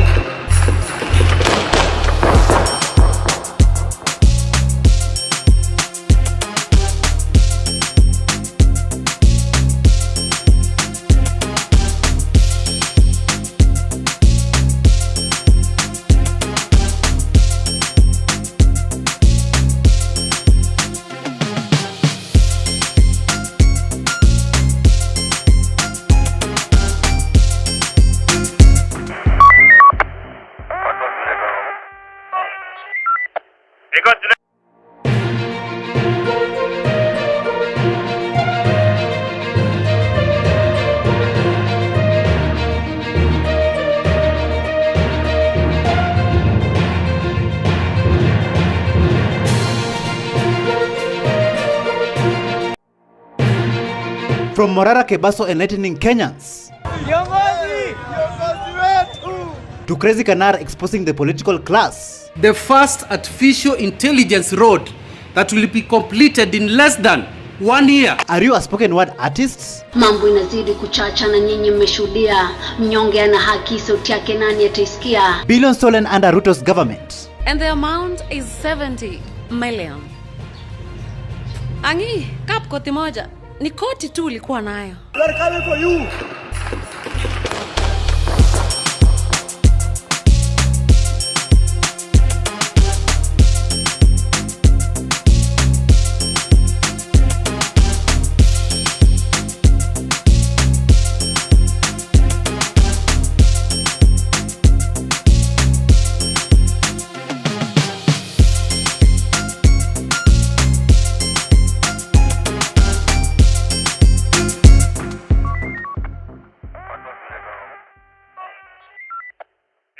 Hello, how are you? Welcome to ShowNewTrend. I'm your host of today and my name is Elvis Terry. A Gen Z by the name of Morara Kabeso has been traveling around Kenya, revealing and enlightening Kenyans about the ghost projects that have been launched by the President of Kenya, William Ruto. Take a look at this video of Morara Kabeso. Mheshimiwa Rais, nataka nikukumbushe kwamba hii mradi ambayo umezindua leo, kama kidogo ulikuwa umesahau, hii mradi uliizindua tena ukiwa naibu wa rais. Na hii mradi haikuanza na haikuendelea.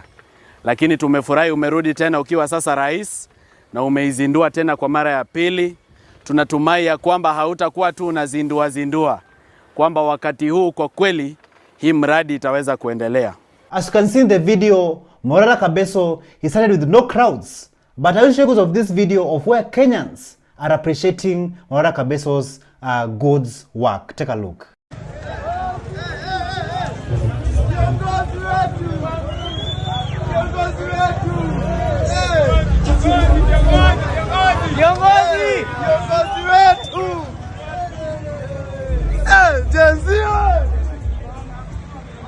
Kenya boga yake ambayo anaiba mali ya umma. Ameiba sana. Hello. Wow. Haters and stupidity deserve to be buried in the same grave. I'll show you of this man from Embu County who was threatening Morara Kabeso Sr. not to go to Embu County and continue enlightening Kenyans about the ghost projects. Take a look. Hivi leo tumeshinda hapa tunangojea jamaa ati anaitwa Marara ama ni Morara ama sijui nini. My friend, we were waiting for you here. Hapa Embu hatutaki hiyo ujinga. Tunaona kazi yako ni kuchangisha pesa ukitumia mbinu ambazo sisi tunaona hiyo ni fraud. Hatutaki kunjua wewe ni wakili ama ni nini. Respect the president. Na sisi kama watu wa Embu, we know what the president is doing here. Anatufanyia kazi, lakini inaonekana wewe kuna secret players wenye ambao wanakulipa pesa. My friend, ndio ukuje uharibu njina. Tumekungojea hapa, bahati yako haukukunja.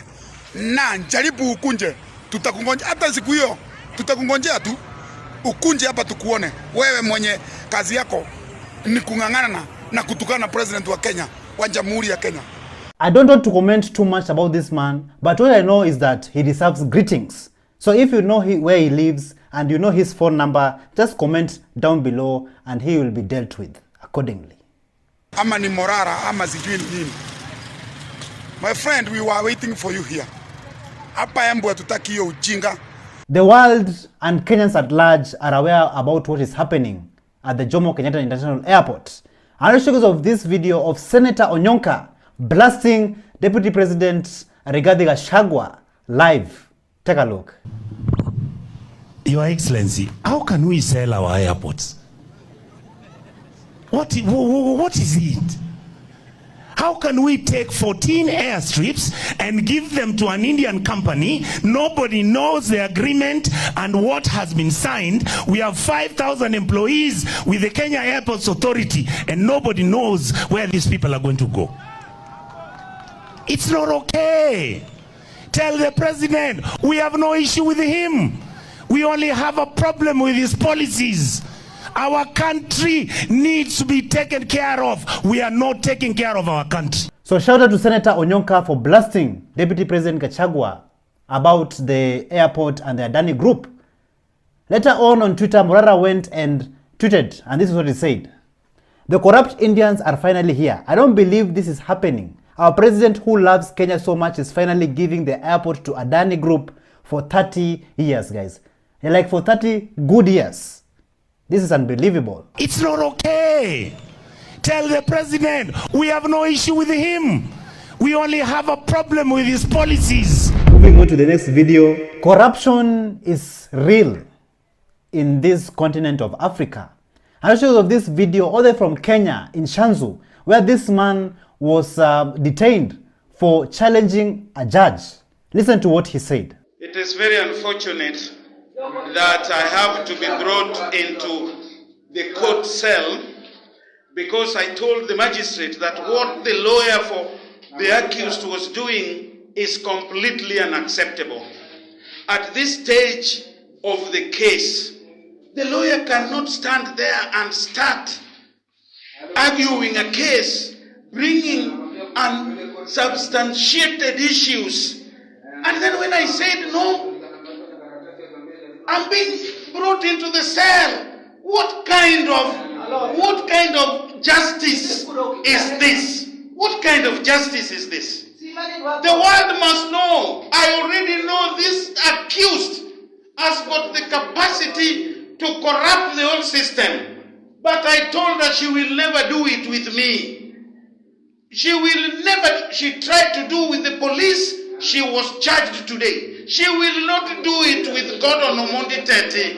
Thank you and the best of luck, my friend. I'm in the police cell at Shanzu Law Courts. For what reason? Let this magistrate explain the reason why she decided to put me in the cell. For what reason? Simply because I've objected to the way that lawyer is making presentation. A popular comedian, actor, and content creator, Crazy Canal, all the way from Kenya, East Africa, he shocked the world by making a video, a comedic video, revealing to how Kenyan and African politicians behave. Take a look. I am proud to announce to you the first artificial intelligence road that will be completed in less than 1 year. The government is setting aside 10 billion for the completion of this project. Thank you. Thank you.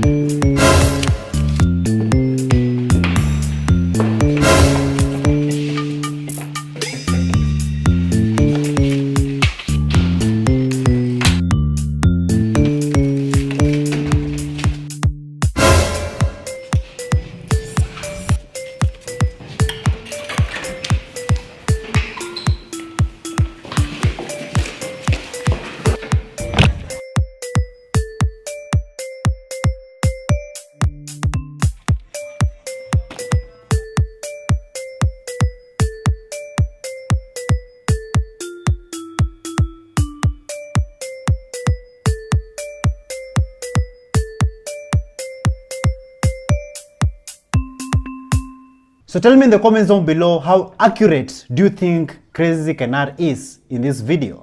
Thank you.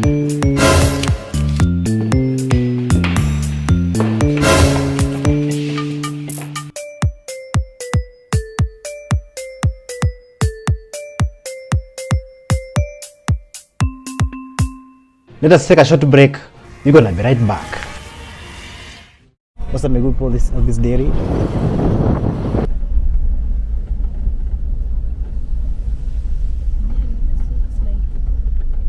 Ruto. I don't know if President William Ruto means it, because he said so many things and I can't locate him these days, because the things he said during election, the things he's doing now are two different things. I don't know, because I heard him saying we need to do away with the dollar and build our own currency, but his actions are not speaking to anything of doing away with the dollar. The latest being putting a red carpet for a murderer. Tell President Ruto that the people of Palestine are what Mau Mau was. Tell President Ruto that the people of South Africa are what Palestinian people are today. It can't be correct that President Ruto, knowing the history of this country and the history of South Africa, comes and tells us that it's with Israelites. Let there be peace in DRC. Without peace in DRC, Kenya will never know peace. Ruto must go! There are some people here are saying that Ruto must go, man. Sio. Watu si wajinga bwana, wajinga waliisha Kenya. Watu si wajinga. Watu si wajinga. So guys, they are saying that Ruto must go. Ruto is the president, current president of Kenya, but they are saying that he should resign from government.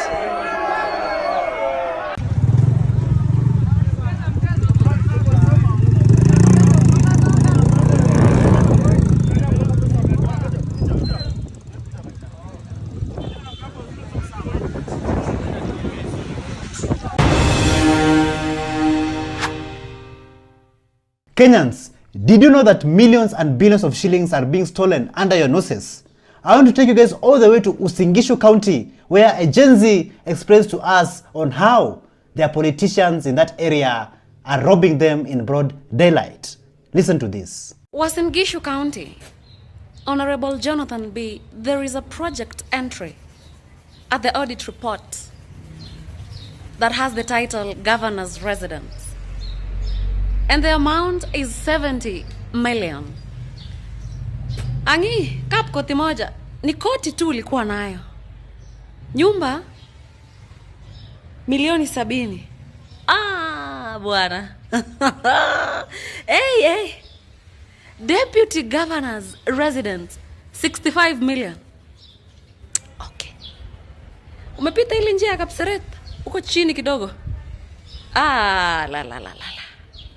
So, do you see what happens if you elect people because of stupid reasons? Governor Jonathan B. of Uasin Gishu County, he was only elected because he already had one court. Can you imagine that? Nonsense. Honorable Jonathan B., there is a project entry at the audit report that has the title Governor's Residence. And the amount is 70 million. Kenyans have raised a huge amount of money for activist Hanifa after she published a report of how 31 million shillings was spent during the Reject Finance Bill protests 2024. Later on, she was asked, what does Kenya mean to her? And this is what Hanifa had to say. Listen to this. So I just have two questions. What does Kenya mean to you? Kenya is my country. I love Kenya. And as you can see, everyone here too. And that's why we're fighting for this. Because of the love we have for our country. It means everything for us. Our allegiance is to our country and not the government. So we are going to protect our country from the government. Yes. What is your dream for Kenya? My dream is a corruption-free country, a country free from nepotism, a country that has, equal opportunity for everyone, a country that doesn't bully the poor. Yes, a country that, works for everyone. Yeah. Kenya ni wapi? Kenya ni home. Home ni wapi? Home ni Kenya. Thank you so much. So shout out to activist Hanifa for the great work she has been doing since day one. And also, tell me in the comments down below, what does Kenya mean to you? Kenya ni wapi? Kenya ni home. Home ni wapi? Home ni Kenya. Thank you so much. A spoken word king by the name of Willie Oweba, he has been educating Kenyans since day one on why the country has to change and why the country needs good governance. I want to show you guys of this video of Willie Oweba's spoken word. Listen to this. Viva corporates, viva! Viva Independence Coalition, viva! My name is Willie Oweba. I am an urban spoken word artist. Ni combination ya failure na success. Vitu most ilikosa meaning, squeeze music impress, don't smile ama na smile kujimpress. Tumilianzia nax tunai saiko hewani. Main motive kujiexpress. Akili sio syllable sana, usistress. Usidigress, mkuwe wa diverse. Wape hata chorus wakidiverse. When I wanna see my brother. Zakayo afanye nini?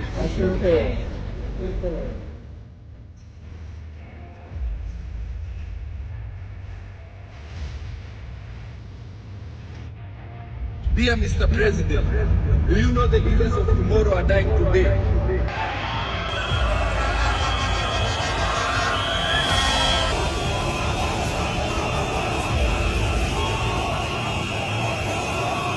And that's not all, guys. A human rights defender and a spoken word artist by the name of Bennett the Poet also had a message to send to Kenyans and the world at large. Listen to what she had to say.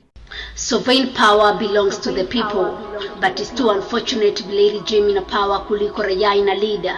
Nchi inaongozwa kwa giza na tuna Kenya power. Ni innocent people in this country wanazidi kubleed. Freedom of expression squeeze iko limited to zero. Na kuikosoa serikali wanasema umetukana na kutukana kutukana serikali ole wako unatatikana. Singependa kuongelelea ili swala, naogopa maswara, sina lawyer mi, ila nimejaribu kunyamaza ila nafsi haitaki, nikaona nilifanyia haki. Baitha, hizi abductions in a democratic country aswa azileti shangwe. Ningependa sana kuachana na kazi ya unaharakati ili kujepusha na watu wasiojulikana. Ningependa sana kufanya mziki kawaida kama Nadia Mukami, ila kwangu si rahisi. Hii ni sauti ya mnyonge anayetetea wala hoi wenzake, na sipo watazidi kuathirika. Mambo inazidi kuchacha na nyinyi mmeshuhudia. Mnyonge ana haki, sauti yake nani ataisikia? Risasi pekee ndio hukumu imemkuta kijana asiyekuwa na hatia, na wakiulizwa wanasema ni mistaken identity. Mistaken identity kweli? Kinachonikwaza zaidi ni jinsi bei ya bidhaa imepanda na wapinzani wamenyamaza. Sijui kati ya mtawala na mpinzani nani mwoga hapa. Hivi ni mtawala anayekataa mikutano zifanyike, au ni mpinzani anayekataa kuifanya wakati anajua ni haki yake? Siku hizo king'ara tu kidogo KRA wako na wanek hawamini ni bidii na Mungu, wanadhani ni wash. Ashenzi nyinyi. Bidhaa jenzi, peni rais time afanye kazi. Mnataka nchi yetu ibana. Sasa nyinyi mnafanya kazi, acheni endelee kufanya kazi. It is happening, guys. It is happening. It is happening. It is happening. Washajua.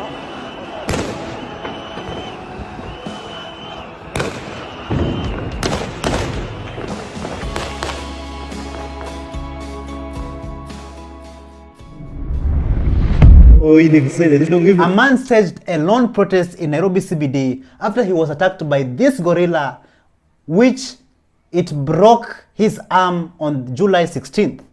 Take a look at this video. Geuza hiyo kitu hivi.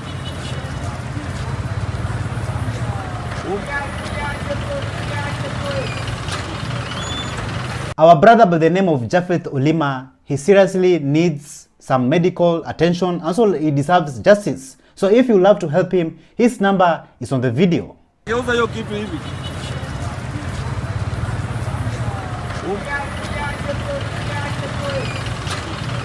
Jacaranda Grounds has been giving Kenyans sleepless nights. As shows of this video of the people there deciding that they are not going to support Ruto, neither are they going to support Raila.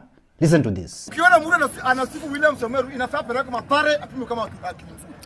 Hiyo ni point umeongea. Mwenye ana support William Sameru Ruto inafaa apelekwe mapare apimwe akili kama akili yake ni tamamu.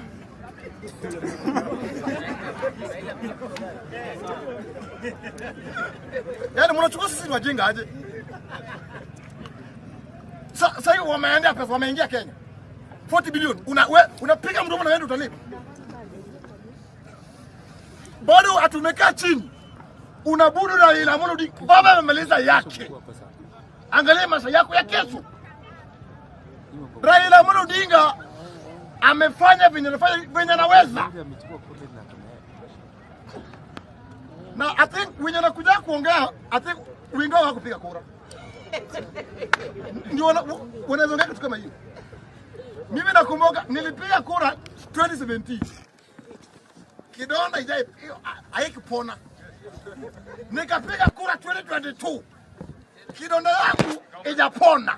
Ikaongeza yaani ya 2017 ya 2022 ipata. Kama ijapona.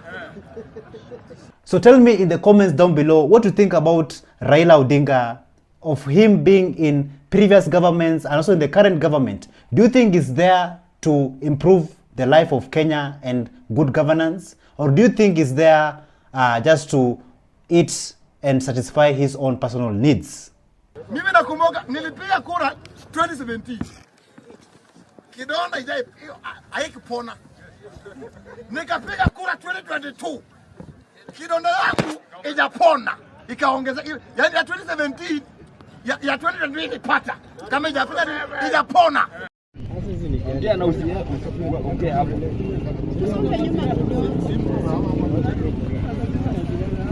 Wewe Ruto wewe ni kuma wewe.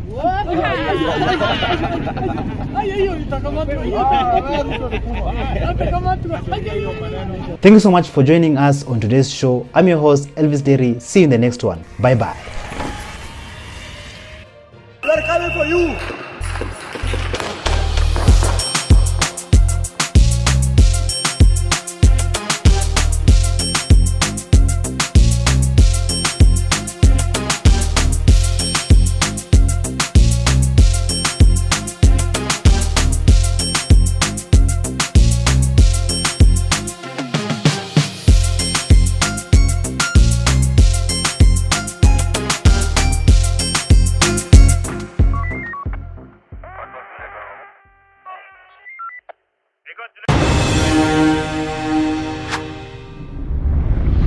Oh, Elvis did.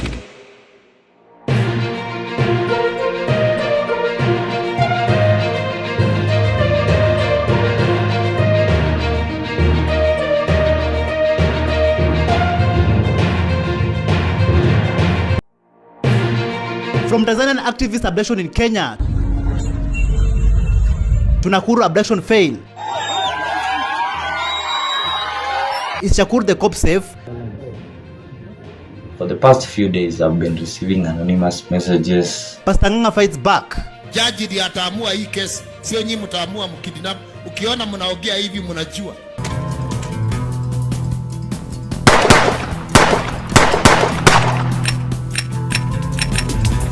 Anguka na. We are coming for you.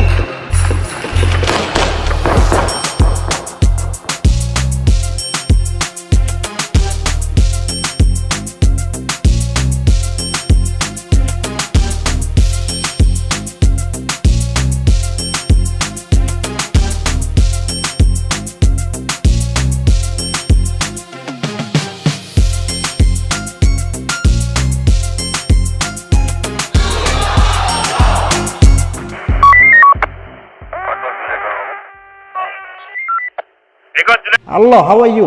Welcome back to ShowNewTrend. I'm of the day and my name is Elvis Derry. Kenyans, the question of the day is, are we really safe in our own country?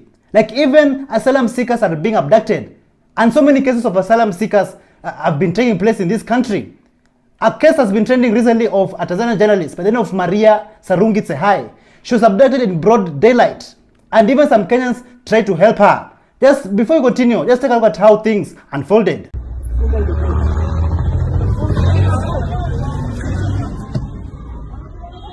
Leo achiro mama. Hata wewe funga huku. Hii mbona wanafanya hivyo? Au yes.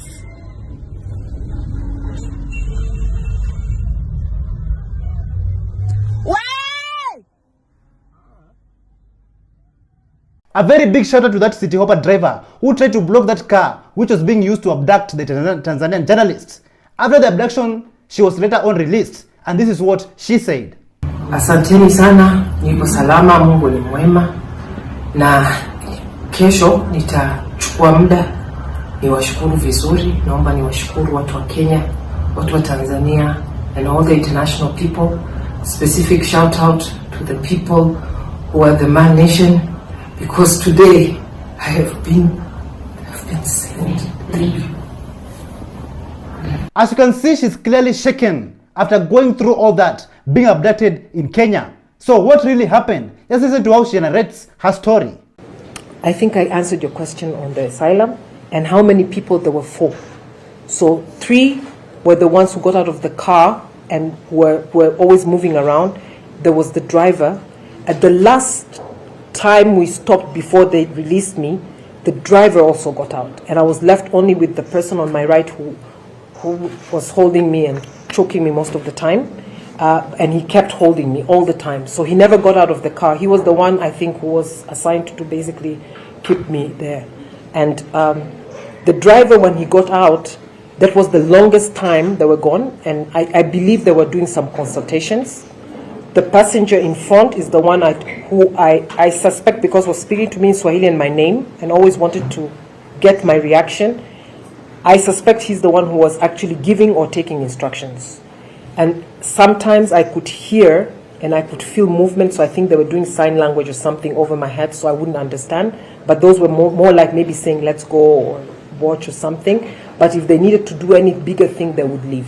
What a sad state of affair. Just because she called out the Tanzanian government, run by the president of Tanzania, Samia Suluhu Hassan, for her wrongdoings, now she's being abducted in Kenya. And remember, Kenyans, This is an asylum seeker in Kenya. That means that she should be protected under the Kenyan law. But yet, the same government that should be protecting her is the one that is being used to abduct her.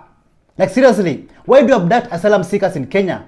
Why do you abduct visitors and investors? This does not make sense. Like, just listen to what the villager 254 had to say about this. Wadau, things are getting very thick for our country. Imagine mwanaharakati, a critic of the government of Tanzania, has just been abducted just 4 kilometers from where I am, in my neighborhood. In my neighborhood, a foreigner who is a critic of the government of Tanzania has been abducted on Kenyan soil. Oh, wow, we have lost it. Kenya is not safe for anybody. Despite all this crap coming from the rogue regime, Tanzanians have stood with us. They have stood with us like a family, like brothers and sisters. Let's take a look at this video all the way from Tanzania, Zanzibar, supporting Kenya. Nilipokuwa kwenye matembezi ya mji mkongwe, niliona kundi za vijana wa kiume wadogo wakiwa wanazamia ndani ya maji ya bahari ya mji huo. Watu wengi kutoka nchi mbalimbali na hata wakaaji walikuwa wakiwazongea kutazama tukio hilo. Nilidhania ingelikuwa vizuri kama ningekwenda kutazama. Nilipofika do salale, hichi ndo nilichokiona. Mimi ni wenyu Elvis Deri. Welcome Zanzibar, karibu hakuna matata. Kasongo! No. Kenya, welcome to Zanzibar. Mbali linanga, kasongo mbona leo, songa la libara. In Nakuru, another abduction case unfolded, but this time round it was not successful. The residents there occupied, saving a patriot who was being abducted, and those abductors, they narrowly escaped death. Let's take a look at how things unfolded.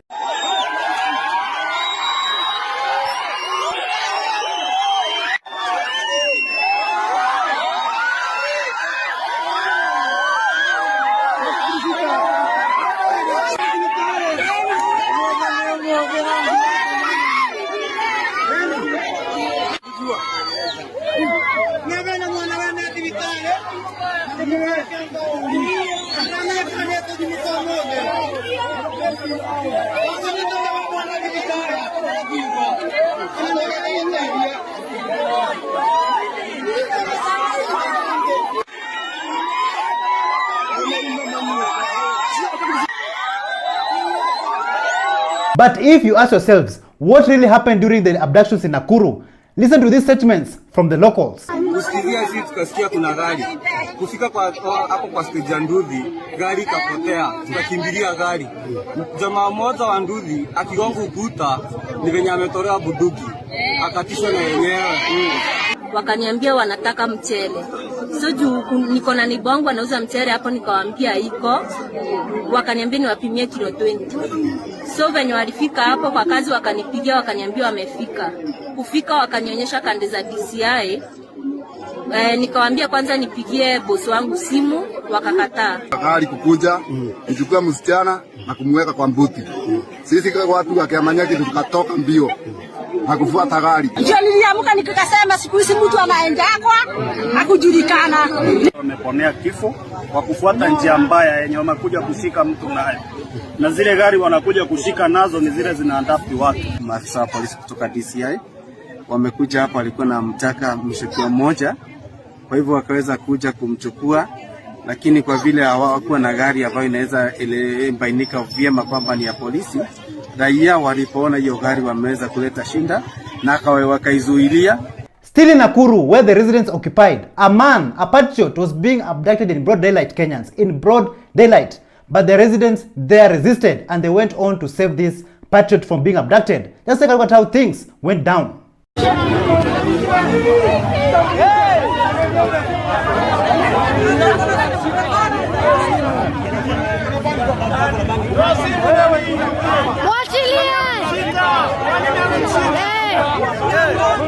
Ajitambulishe. Hivyo ndo wanadamu watu, hivyo ndo mnadamu watu. Ajitambulishe.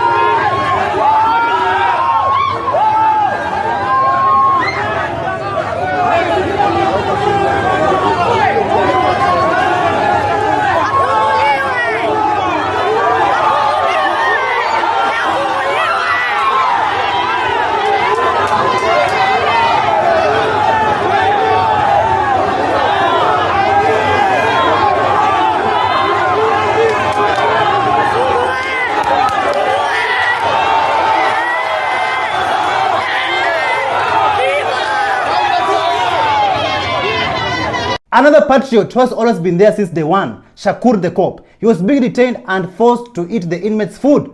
Like, I'm just wondering, this regime, what do they have against freedom of expression? Just take a look.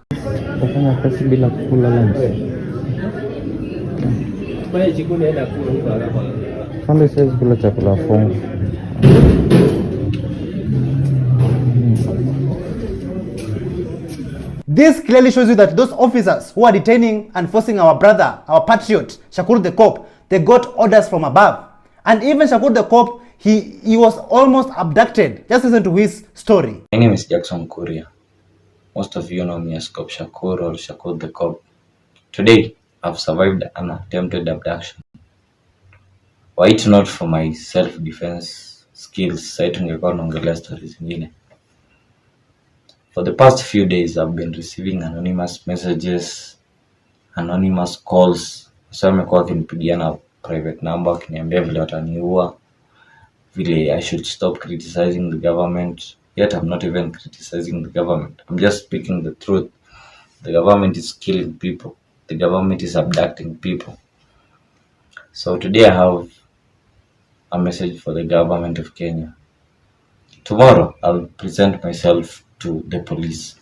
If you want to arrest me and charge me, do it, but stop coming to me at night na kunifanyia vitu zingine. I know it's the government of Kenya that is trying to do this, because the people who are trying to abduct me, they had guns.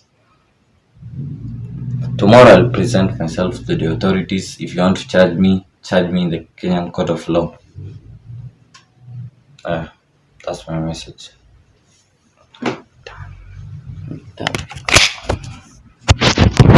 During the past election, Shakur the cop voted for President William Ruto, and currently he is regretting his actions. And why is that? Let's listen to what he had to say. Yeah, I personally went and voted for the current president.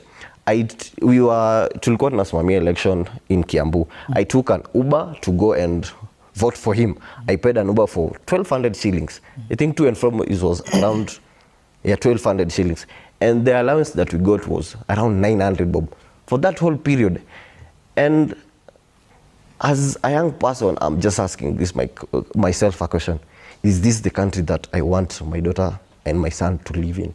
Is this the country that we want to have in future? And if we continue having this tribe thing, and these people are saying, we are going to be a complete mess as a country. Abductions. Like, for how long? For how long, Kenyans, will you keep on hearing about abductions in Kenya? Paul Kalani Mwema, who was among the 4 abductees in Mlolongo, who are still missing, who remain missing since 16th December. His aunt, by the name of Margaret Munyoto, she addressed the media with pain and sadness in her heart, and also urging Kenyans to pray for the family's victims. Just take a look at this. Tutafanya nini? Sasa mtoto atatoka wapi? Pia mama yake, hata ndugu yake. Kwa ufupi mimi nasikia shida. Mimi naomba serikali hata kama ndivyo na kuomba uwe ni msafi. Hata kama ulifanywa nini na watoto na kuomba usichukue kama mtoto yako. Na kuomba.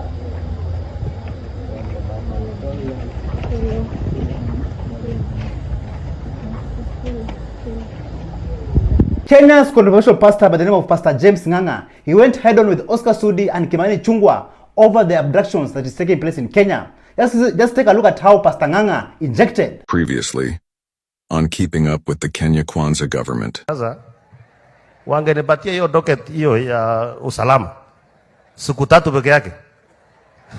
Hiyo watoto na ujinga hiyo ya kuchora vitu kwa maneno itaisha. It's about to go down. Nimeona Sudi akisema ati kama ni yeye angeandikwa angeua watoto, siue mama yako, umbwa wewe, takataka, you are killers. You are, sipeleke mtoto kotini, sipeleke mtu kotini. Naona jana wanashambulia ati mpaka na mapasa. There is nowhere. Kotini kuna mada, kuna life. Jaji ndiye ataamua hii kesi, sio nyinyi mtaamua mkidinap. Ukiona mnaongea hivi mnajua.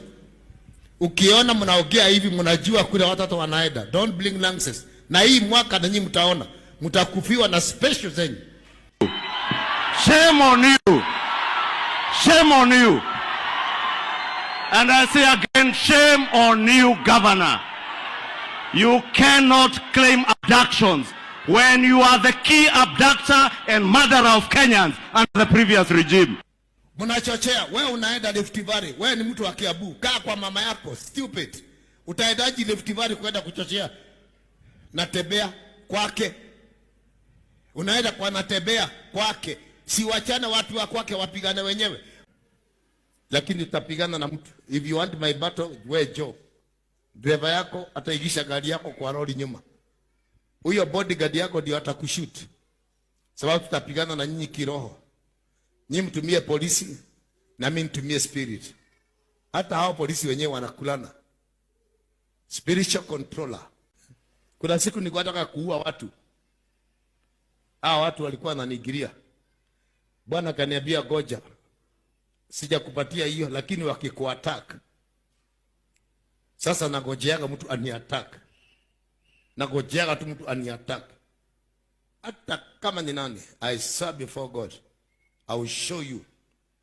Mungu si wa kutukano, kibarangoto. Salimia mtu mwambie achana mimi. Utaja. Kenyans, if you are asked to make a wish today, what kind of wish would you make? And what kind of positive change do you think Kenya needs right now? Listen to this. The positive change is Kasongo must go. That's what we look forward to in the year. Huh? So you know, when we went to pray over Christmas, we asked God to lift this cup of our shoulders, take this burden away from us. So if it is going to be a new year that Kenyans are going to celebrate or feel a positive trajectory, then Kasongo has to resign or to get out of office. Because look at it this way. His economic policies of last year made us have a very somber Christmas. Now you want to again wait for another 1 year. 2 more. The question of the day is the DCI boss, Mohammed Amin, a wanted fugitive? And Kenyans, who do you think should be arrested first when it comes to all these abductions that is taking place in Kenya? Just take a look. Okay, so the second day in a row, DCI detectives are almost getting lynched by crowds. Okay, right now it literally just happened in Nakuru. And you guys, you should be very wary, okay? Because you're going outside saying you're following orders. If you end up being lynched or killed, are those orders going to feed your family? Okay? This is not making sense. If you want to start arresting criminals, start with your boss, Mohammed Amin, who's a wanted criminal right now as we speak. Okay? Stop going and risking your life for nothing. For nothing. Okay? If that crowd decides that, it doesn't matter whether you're, because even these people abducting kids, they are still security agents and some of them are DCI detectives. Okay, if that crowd becomes riled up and they say they are gonna lynch you guys, trust me, there is nothing you and those 12 bullets in your side piece are gonna do. That is a fact, and you know that. In fact, actually shooting one person would mean you're actually gonna get killed even quicker. Okay, so if you wanna arrest criminals, before mfikia our swim swap and all of those funny criminal, go after the ones who are abducting and killing innocent citizens. Like, Kenyans are tired hearing about abductions, killings every day in this country. And people are coming with very creative and different ways on how to deal with these abductors. Just listen to this. Yes, nimeona William Ruto akiwa huko kwao Rift Valley amesema ati wale vijana wanamweka kwa coffin. Sasa atahakikisha kwamba amewaua kwa real. Atahakikisha kwamba amewaua. Na mimi nataka kukuambia William Ruto, labda ukuje wewe mwenyewe uwaue. Lakini ukitumana au mapolisi au ma-DCI au NIS, tutachoma hiyo magari ya serikali, tutapiga hawa na tutawavunja na hao ndio tutawaua. Na hata wewe ukikuja tutakuua. A president, and let me lecture you bwana William Ruto. A president should be a symbol of hope, a symbol of unity, a symbol of transparency, a symbol of integrity. But William Ruto, you've become a symbol of crimes against humanity. You've become a symbol of lies. You've become a symbol of hopelessness. You've become mediocre. And you are worse than Moi, Kenyatta, Uhuru, and Kibaki combined. Since Kenya became a republic, we've never had a president who is the second most corrupt in the whole world. It is you, William Ruto. Your time is up. Na sisi hatukuogopi. Even the former deputy president, Rigathi Gachagua, he came out and warned the president of Kenya, William Ruto, that he's going to be taken back to the Hague following the atrocities that took place in 2007-2008 post-election violence. Listen to what the former deputy president had to say. And I want to ask the president to remember that he was in Hague, charged with the crimes against humanity. The route